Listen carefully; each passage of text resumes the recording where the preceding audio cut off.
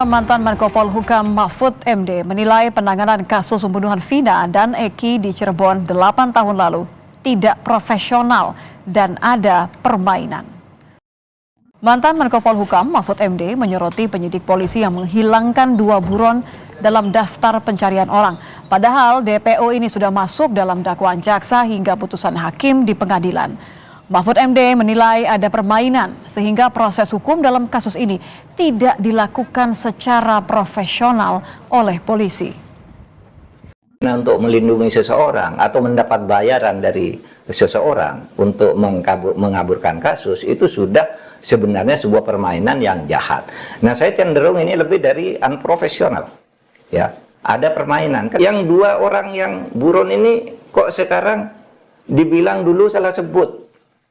Mana ada orang sudah nyelidiki lama kok salah sebut ketika sebegitu profesional harusnya tiba-tiba alasannya gitu, salah sebut sehingga lalu dianggap tidak ada tuh hanya satu, hanya Peggy itu pun diragukan. Ini tingkat polisinya nih tidak benar.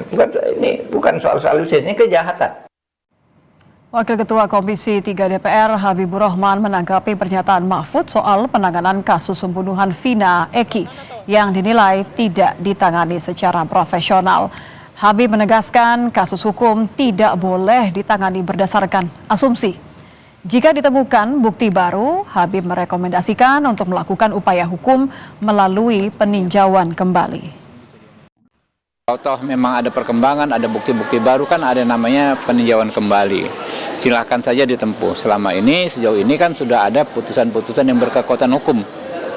Kalau itu belum dirubah, belum ada novum juga yang diajukan untuk merubahnya, maka itulah yang harus kita pedomani. Jangan ya, persoalan hukum itu kita sikapi dengan asumsi. Tim kuasa hukum Peggy Setiawan mendatangi kantor Komisi Yudisial di Senen, Jakarta Pusat, Rabu siang. Kedatangan tim kuasa hukum untuk meminta Komisi Yudisial turun langsung mengawasi sidang pra-peradilan terhadap Peggy Setiawan agar berjalan adil.